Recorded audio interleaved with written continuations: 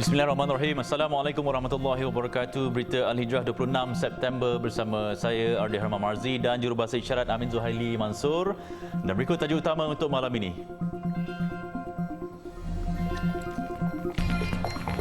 Mangsa banjir di Kedah meningkat.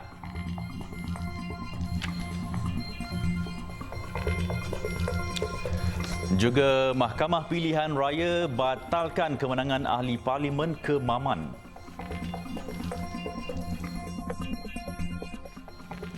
Perkembangan banjir di Kedah, penduduk di kampung Nangmah dekat Changlun mendakwa banjir kali ini lebih buruk berbanding tahun 2010 di mana paras air Sungai Temin naik dengan pantas sekaligus melimpahi kediaman mereka.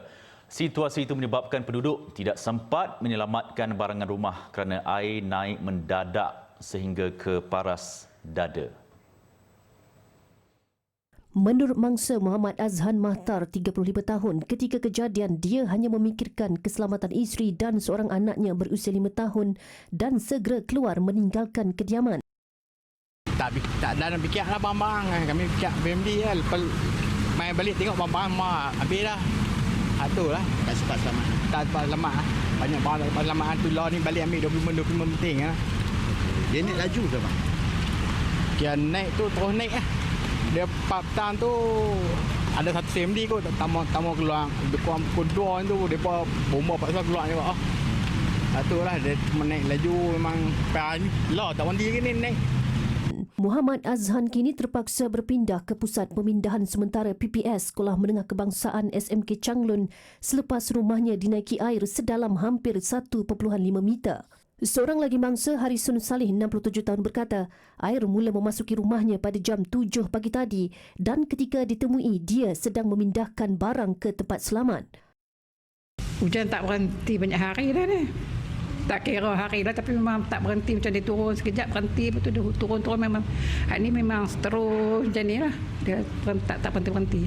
Harisun yang tinggal bersama anak lelakinya yang juga orang kurang upaya OKU akan berpindah sekiranya diminta berbuat demikian. Sementara itu, jumlah mangsa yang dipindahkan ke Pusat Pemindahan Sementara PPS Sekolah Menengah Kebangsaan SMK Changlun meningkat kepada 174 mangsa daripada 50 keluarga setakat jam 5 petang tadi. Paras air di 4 sungai di negeri itu juga dilapor telah melepasi paras bahaya iaitu di Sungai Laka di Kubang Pasu, Sungai Anak Bukit di Kota Star, Sungai Pendang dan Sungai Gurun Dian. Mahkamah Pilihan Raya di Kuala Terengganu hari ini membatalkan kemenangan ahli parlimen Kemaman, Cik Alias Hamid yang mewakili Perikatan Nasional PN pada pilihan raya umum ke-15 PRU 15 lalu. Hakim Mahkamah Dato' Onson Charles Fernandez membuat keputusan itu selepas pempetisyen berjaya membuktikan wujudnya unsur rasuah ketika kempen PRU 15. Terdahulu, Charles yang juga Hakim Mahkamah Tinggi Melaka membenarkan petisyen pilihan raya yang difailkan oleh pempetisyen Wan Muhammad Hisham Wan Abdul. Mahkamah turut memerintahkan pihak responden membayar kos sebanyak RM30,000 kepada pihak pempetisyen. Pempetisyen diwakili Datuk Muhammad Hafarizam Harun, Amin Uthman dan Nur Hazira Abu Hayyan, manakala Cik Alias pula diwakili Wan Rohimi Wan Daud dan Saifuddin Uthman. Bagaimanapun, mahkamah bersetuju untuk menangguhkan pemakluman kepada Suruhanjaya Pilihan Raya SPR bersabit keputusan mahkamah hari ini sehingga 3 Oktober depan sementara menunggu tindakan atau rayuan daripada pihak responden. Pada 3 Januari lalu, Pengerusi Badan Perhubungan UMNO Negeri Datuk Seri Ahmad Said memaklumkan pihaknya memfailkan petisyen yang memohon mahkamah membatalkan keputusan PRU 15 melibatkan Parlimen Marang, Kemaman dan Kuala Terengganu. Menurut Ahmad, petisyen itu difailkan di Mahkamah Tinggi Kuala Terengganu kerana didakwa berlakunya pengagihan wang secara berleluasa di ketiga-tiga kawasan itu.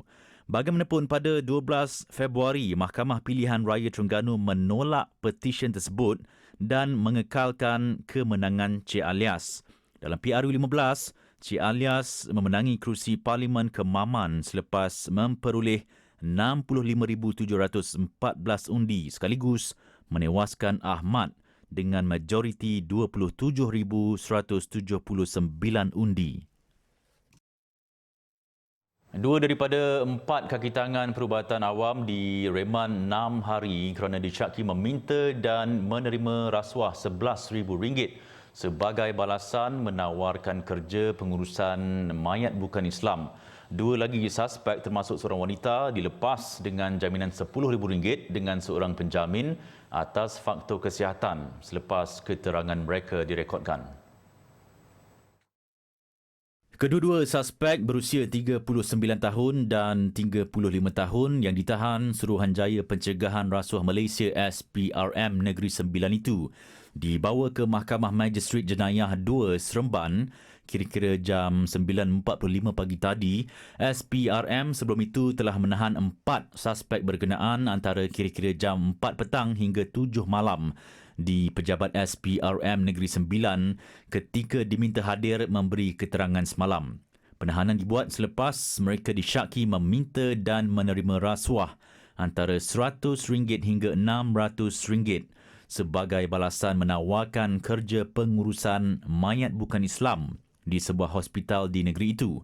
Menurut sumber, kesemua suspek yang bertugas di hospital sama dipercayai menerima wang rasuah membabitkan kira-kira 42 transaksi bank daripada 2 syarikat yang menawarkan perkhidmatan pengurusan mayat antara 2022 hingga 2023. Sehubungan itu, tahanan reman ke atas suspek dikeluarkan Magistrate Syed Farid Said Ali bermula hari ini selepas permohonan dibuat pegawai pendakwa Zainab Yahya bagi membantu siasatan atas dakwaan tersebut. Kes disiasat di bawah Seksyen 17(A) Akta SPRM 2009. 4 pertubuhan bukan kerajaan NGO membuat laporan kepada Jabatan Agama Islam Wilayah Persekutuan Jawi berhubung tuduhan qazaf yang dibuat seorang pendakwah membabitkan Perdana Menteri Datuk Seri Anwar Ibrahim di media sosial. Laporan itu dalam masa sama bertujuan untuk memberi peringatan kepada semua pihak agar berhati-hati dalam melemparkan tuduhan di samping memastikan tindakan seumpama itu tidak menjadi normalisasi dalam kalangan masyarakat. 4 NGO yang membuat laporan berhubung isu tersebut ialah Persatuan Kebangsaan Pelajar Islam Malaysia PKPIM, Angkatan Belia Islam Malaysia ABIM, Pertubuhan Ikram Malaysia dan Persatuan Wadah Pencerdasan Umat Islam atau WADAH. Malaysia kami hadir untuk kali kedua untuk membuat satu lagi laporan berkenaan tuduhan qazaf yang dikemukakan di sosial media. Jadi tujuan kami buat laporan ni ada 4 perkara. Yang pertama adalah sebagai laporan agar perkara ini tidak berulang. Yang kedua adalah pendidikan kepada masyarakat bahawa tuduhan qazaf ataupun zina adalah perkara yang sepatutnya tidak dijadikan normal dalam kalangan masyarakat. Yang ketiga adalah untuk kita gesa pihak Jawi untuk menjalankan siasatan. Sudah banyak perkara-perkara ini berleluasa di sosial media maupun di pentas politik. Tuduhan qazaf ini bukan kesalahan biasa kerana ia membabitkan hukum syarak dan berdosa besar, malah ia melibatkan maruah orang yang dituduh serta nasab keturunannya. Kita meraihkan demokrasi dan kebebasan bersuara, jangan sampai tahap kita fitnah lah. Qazaf terutamanya kan, dia macam Ustaz Ari sebut tadi, Saudara Farhan sebut, satu dosa besar. Kita boleh berbeza pandangan, boleh mengkritik dasar, boleh mengkritik apa yang dilakukan oleh pemimpin itu dalam konteks kepimpinannya, tata kelola pengurusannya, tapi bukan dari segi sampai tahap memfitnah. Kalau betul apa yang dikata, perlu tampilkan saksinya, perlu tampilkan memastikan agar ada ikrar daripada pihak yang dituduh. Kedua-dua mereka ditemui selepas membuat laporan kepada Jawi di Kompleks Pusat Islam Ibu Negara.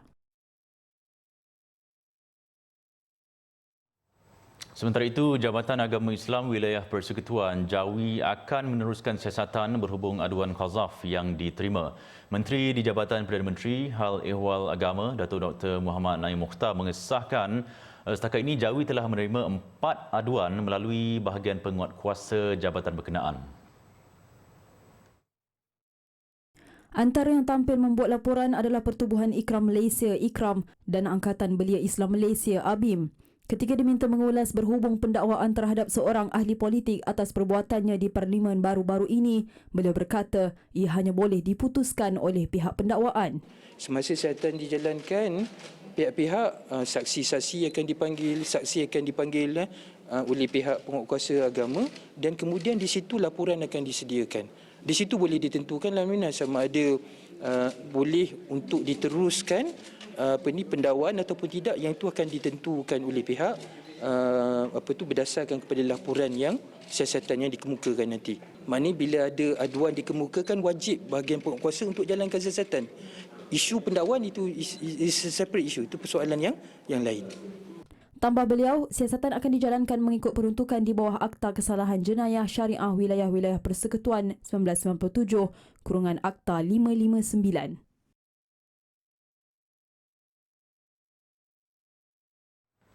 Jabatan Kastam Diraja Malaysia JKDM Kelantan merampas 1.86 juta batang rokok seludup yang ditinggalkan dalam sebuah lori di tepi jalan di Taman Wira Perdana Gua Musang pada 17 September lalu. Pemangku Pengarah Kastam Kelantan Koh Ju Kai berkata serbuan oleh pasukan operasi itu dibuat selepas intipan lebih 2 jam di kawasan tersebut. Pemeriksaan terhadap lori berkenaan menemui 9,300 karton rokok seludup tidak bercukai dianggarkan bernilai lebih 1.45 juta ringgit. Turut dirampas sebuah lori jenis Nissan. Jumlah rampasan rokok yang diseludup adalah sebanyak 1,860,000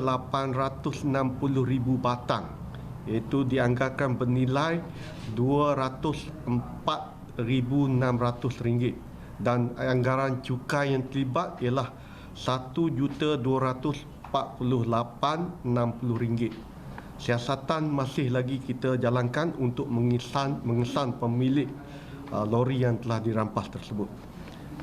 Modus operandi yang digunakan adalah membawa masuk rokok-rokok dari negara jiran dan menggunakan pelbagai jenis kenderaan, sama ada kenderaan penumpang, lori atau van untuk disimpan sebelum diedarkan di pasaran. Beliau berkata demikian dalam sidang media di Wisma JKDM Padang Bonggor, Kota Baru hari ini. Mengulas lanjut, Koh berkata siasatan awal mendapati rokok berkenaan dipercayai dibawa masuk dari negara jiran dan dalam perjalanan ke Lembah Kelang. Kes disiasat mengikut Seksyen 135-1-D Akta Kastam 1967. Sabit kesalahan boleh didenda tidak kurang 10 kali ganda nilai barang atau RM400,000 yang mana lebih besar, dan tidak lebih 20 kali nilai barang atau RM500,000 yang mana lebih besar, atau dipenjarakan tidak melebihi 5 tahun.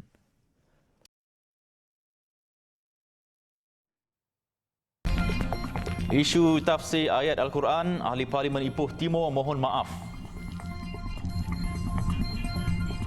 Ahli Parlimen Ipoh Timur Howard Lee Chuan Hao hari ini membuat permohonan maaf atas tindakannya yang membuat tafsiran sendiri potongan ayat Al-Quran daripada surah An-Nisa.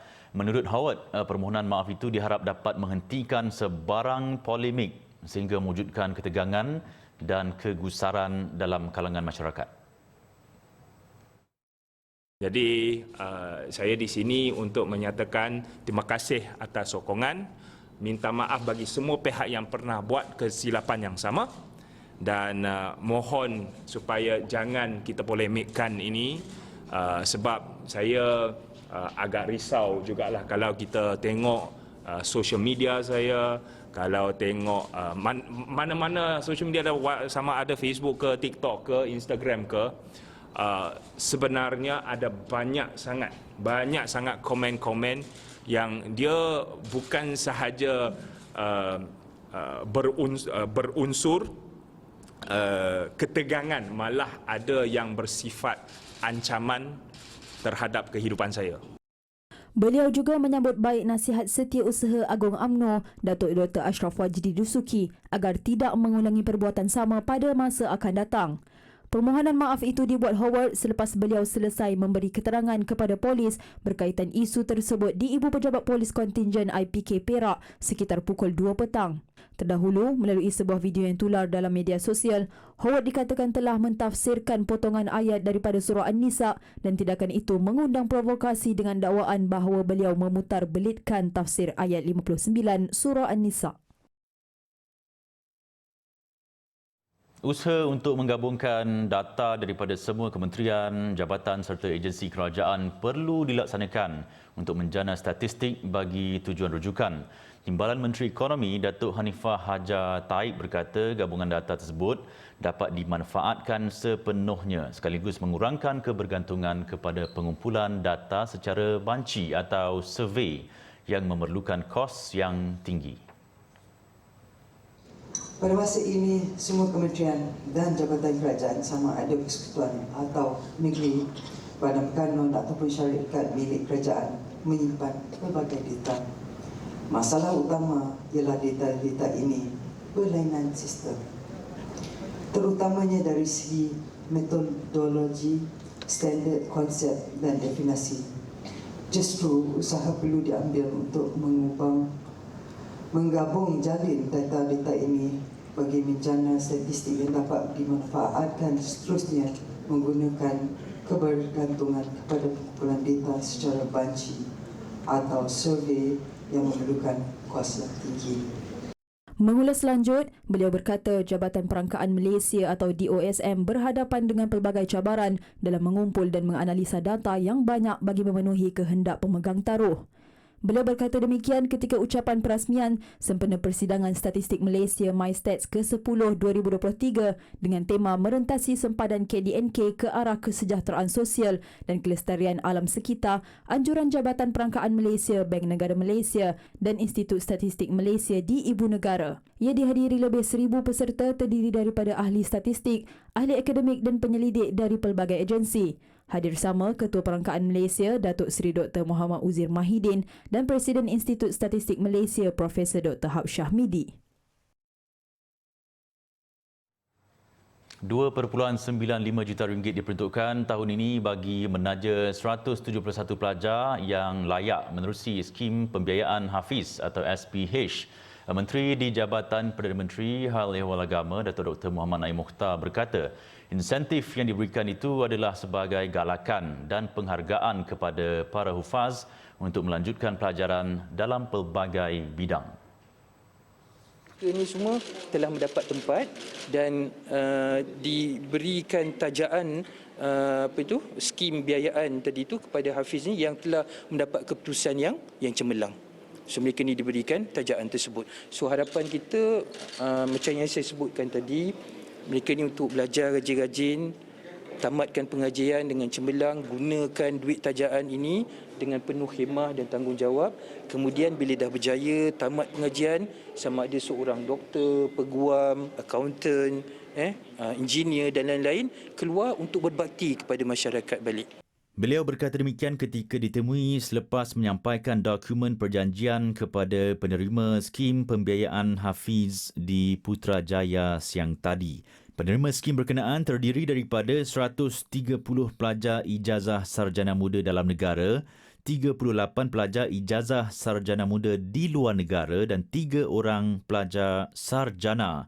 Skim pembiayaan Hafiz adalah salah satu usaha kerajaan untuk menjaga kebajikan hufaz. Setakat ini, seramai 1,400 pelajar telah menerima manfaat dengan tajaan pertama bermula pada tahun 2012 melibatkan 84 peserta. Baik, masih bersama Berita Al-Hijrah. Instrumen wakaf mempunyai potensi yang besar untuk dikembangkan bersesuaian dengan keperluan semasa ketika ini. Malah ia satu pelaburan besar demi ummah dan juga negara. Timbalan Ketua Menteri 1 Pulau Pinang, Datuk Muhammad Abdul Hamid berkata, bagi memperkasa pembangunan wakaf di Malaysia amnya dan Pulau Pinang khususnya, kerjasama dan sokongan semua pihak amat diperlukan agar pengurusan wakaf lebih efisien dan sistematik. Terdahulu, Datuk Muhammad merasmikan Persidangan Wakaf Madani 2023 Anjuran Wakaf Pulau Pinang yang menampilkan pembentangan isu berkaitan wakaf oleh panel-panel daripada pelbagai institusi. Jelas Datuk Muhammad, maklumat serta input hasil pembentangan itu kelak akan diguna pakai bagi merangka sistem tadbir urus wakaf yang lebih sistematik. Daripada pembentangan itu akan diperhalusi lagi untuk dibengkelkan supaya di peringkat Wakaf Pulau Pinang dan juga Majlis Agama Islam dapat melihat menerokai bentuk-bentuk wakaf yang baru dalam bentuk inovasi produk untuk kita pasarkan dan tawarkan kepada masyarakat supaya kita dapat membangkitkan semangat kesedaran kepada rakyat, kepada masyarakat untuk berwakaf, terutamanya di negeri Pulau Pinang. Sementara itu, Ketua Pegawai Operasi Wakaf Pulau Pinang Muhammad Hafizuddin Sirajuddin berkata, persidangan yang julung kali dianjurkan Wakaf Pulau Pinang itu satu platform terbaik untuk memberi kefahaman kepada peserta tentang kepentingan pembangunan wakaf dan ekonomi negara. Kami mengharapkan kerjasama yang lebih padu daripada rakan-rakan strategik, terutamanya dalam pembangunan wakaf di negeri Pulau Pinang dalam bidang hartanahnya dan juga eksplorasi inovasi wakaf di negeri Pulau Pinang, insyaAllah. Untuk pertama kalinya dianjurkan oleh Wakaf Pulau Pinang kali ini, kami mendapat sambutan yang amat menggalakkan dari seluruh negara. Boleh dikatakan hampir semua majlis agama Islam negeri-negeri menghantar wakil dari pihak korporat dan pihak swasta, pihak institusi perbankan, banyak memberi sokongan kepada persidangan yang buat julung kalinya dianjurkan oleh Wakaf Pulau Pinang. Majlis turut menyaksikan penyerahan cek curah sumbangan wakaf daripada individu dan korporat selain beberapa sesi pertukaran memorandum persefahaman antara Wakaf Pulau Pinang dan Bank Simpanan Nasional BSN dan Yayasan Restu. Yayasan Mu'alaf Malaysia menyumbang kira-kira 50 buah kerusi roda bernilai RM70,000 untuk kegunaan beberapa hospital di sekitar Lembah Kelang. Pengerusinya Sheila Lama Abdullah. Sumbangan kerusi roda itu adalah tajaan dari Helping Hand and Relief and Development HHRD di Amerika Syarikat dan Majlis Agama Islam dan Adat Istiadat Melayu Perlis serta pembayar zakat seluruh dunia. Serahan sumbangan itu disempurnakan siang tadi di Hospital Chancellor Tuanku Muhriz. Harapan kami adalah pembayar zakat terus menyumbangkan zakat mereka kepada pusat-pusat zakat di negeri anda sendiri ataupun di mana sahaja kerana ini sangat-sangat membantu mereka-mereka yang memerlukan, insya-Allah. Sumbangan kerusi roda amat diperlukan di hospital bagi kegunaan pesakit kurang upaya yang menerima rawatan di hospital berkenaan dan juga pesakit kategori asnaf. Kerusi roda ini kita akan agih-agihkan kepada pesakit-pesakit kita yang kurang upaya dan pesakit-pesakit asnaf kita. Dan juga kita gunakan juga di hospital untuk membawa pesakit-pesakit kita yang kurang upaya semasa mereka mendapatkan rawatan di hospital. Turut menerima sumbangan kerusi roda pesakit individu dalam kalangan asnaf. Lepas ini, bayi hilang jari kanan digigit tikus.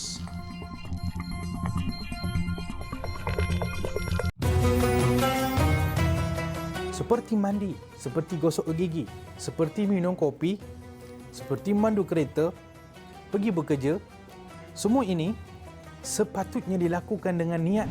Orang panggil kamu orang yang berani, gagah, perkasa, maka tiada pahala bagi kamu. Pada hari akhirat, maka Allah suruh orang ini dicampak dalam api neraka.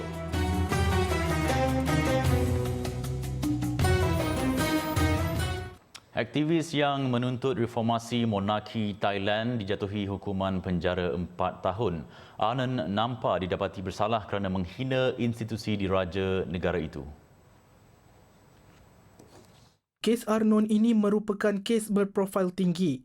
Arnon bagaimanapun mengaku tidak bersalah atas pertuduhan itu. Hukuman yang dikenakan terhadap Arnon ini dikecam Badan Hak Asasi Manusia Antarabangsa yang menyifatkan hukuman itu sebagai ekstrim. Dan Peguam Arnon akan memfailkan rayuan dan sekiranya perlu, kes itu akan dibawa ke Mahkamah Agung. Pada 2020, Arnon Nampa yang merupakan Peguam Hak Asasi lantang dengan ucapan yang melanggar undang-undang ketika protes pro-demokrasi termasuk menggesa perdebatan umum mengenai peranan raja di Thailand. Arnon merupakan pemimpin dalam gerakan pro-demokrasi yang menarik ratusan ribu orang untuk protes di jalanan di Bangkok 3 tahun lepas. Undang-undang lese magister di Thailand melindungi institusi diraja daripada kritikan dan jika sebarang kesalahan dilakukan boleh membawa hukuman penjara maksimum 15 tahun bagi setiap kesalahan monarki.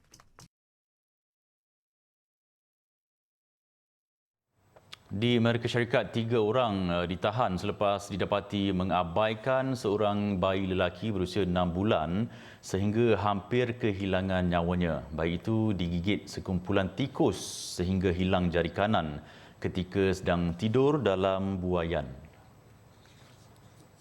Kejadian berlaku di pinggir bandar di Evansville, Indianapolis. Bayi itu dilapor mengalami lebih 50 gigitan di bahagian dahi, pipi, hidung, peha, tangan dan jari kaki.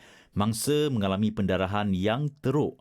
Susulan kejadian itu, ketiga-tiga individu yang merupakan ibu, bapa dan ibu saudara bayi itu ditahan untuk siasatan. David Sconnerbum, 31 tahun, Angel Sconnerbum, 28 tahun dan Delania Thurman, 25 tahun atas tuduhan pengabaian. Ketika ditanya suspek, mereka memberi alasan tidak mendengar tangisan bayi berkenaan. Siasatan polis mendapati rumah itu dipenuhi tikus dan sampah sarap serta sisa makanan ditinggalkan di merata-rata termasuk di bilik mangsa. Seorang wanita gelandangan ditemui maut dalam mulut buaya. Mangsa dikenal pasti sebagai Sabrina Peckham, 41 tahun. Seekor buaya jantan berukuran 13 kaki ditemui di kawasan 134 Avenue North di Florida, Amerika Syarikat. Mayat Sabrina dijumpai di laluan air selepas penduduk sekitar melaporkan ternampak mayat manusia dalam mulut buaya terbabit. Reptilia berkenaan sebelum itu dikatakan mengangkat mangsa dengan mulutnya dan kemudian berenang ke dalam sungai. Reptilia itu kemudian dibunuh secara berperi kemanusiaan kerana boleh membahayakan penduduk setempat. Bagaimanapun punca kematiannya dalam siasatan. 32 nyawa terkorban akibat banjir di Guatemala. Hujan lebat sejak semalam menyebabkan bah besar itu turut menghanyutkan rumah penduduk. Ketika ini, negara itu dilanda musim tengkujuh. Banyak premis terpaksa ditutup termasuk institusi pendidikan. Lebih 200 jalan dan 30 jambatan rosak. Ratusan rumah juga berisiko runtuh. Setakat ini, 18 orang dilaporkan hilang termasuk 10 kanak-kanak.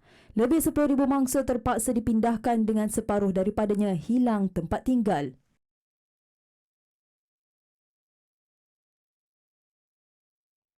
Baik, sekian untuk malam ini. Saya Ardi Herman dan Jurubahasa Isyarat Amin Zuhaili Mansur. Satukan rumah dengan ilmu bagi memperkasa Malaysia Madani. Assalamualaikum warahmatullahi wabarakatuh dan selamat malam.